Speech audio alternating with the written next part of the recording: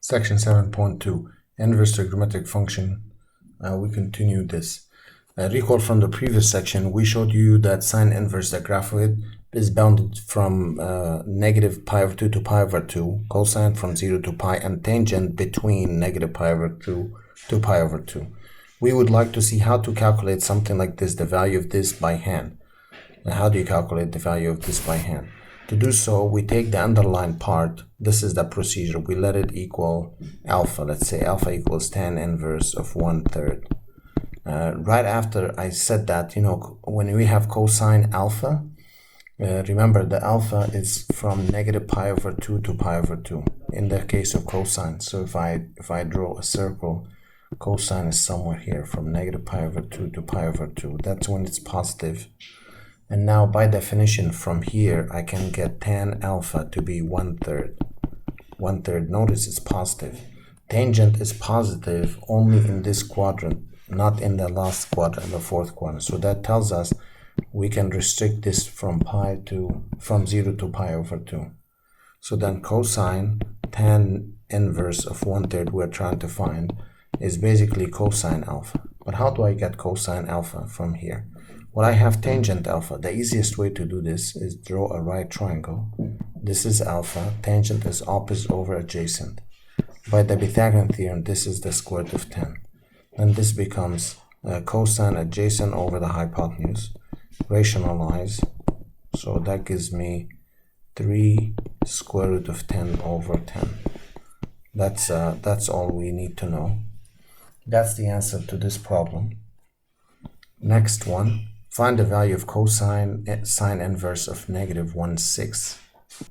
We follow the same procedure. We let this to be alpha. Alpha is sine inverse of 1/6. And we know that for the previous one, this came from the tangent part actually, that alpha from negative pi over 2 to pi over 2. We do the same thing here for sine.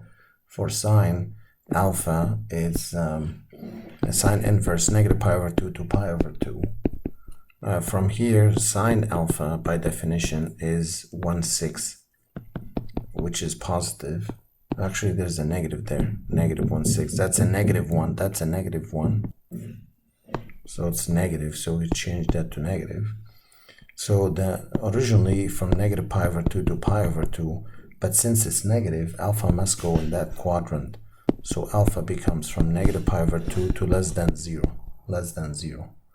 So from the original problem, from that problem, cosine sine inverse of negative 1/6, we can rewrite this as cosine alpha. But we have sine alpha. Sine is the opposite over the hypotenuse. Don't worry about the negative 1. Now, by the Pythagorean theorem, 36 minus 1, 35. So then cosine is the adjacent over the hypotenuse. But since it's in the fourth quadrant, it's a positive. It's a positive. Next one, find the value of tangent sine inverse of negative 2/3. And then before we do that, notice the cosine is in the fourth quadrant alpha, so it's positive. So we are okay for that. Again here, let alpha equal sine inverse of negative 2/3.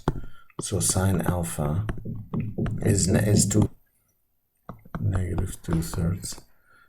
Because it's sine inverse, that goes from negative pi over 2 to pi over 2. But now notice how sine is so originally from here to here. But sine is negative, as you can see, so only it's in that quadrant from not negative pi over 2 to less than 0. We can now, what I'm looking for is now tangent alpha. To do that, we use the fact that sine is opposite over the hypotenuse. So by the Pythagorean theorem, 9 minus 4 is the square root of 5. So tangent is the opposite over adjacent. So what we have to do is rationalize. But notice one thing important, that alpha is in the fourth quadrant, so that should be negative. So that gives us negative 2 square root of 5 over 5. That would give us what we need. Now we have a definition of 3 things. Secant inverse means x equals secant y, and these are the restrictions on x and y. Same thing for cosecant, these are the restrictions, and the last one cotan, these are the restrictions. Good to know them just in case when you're solving a problem, make sure the values we get are valid values.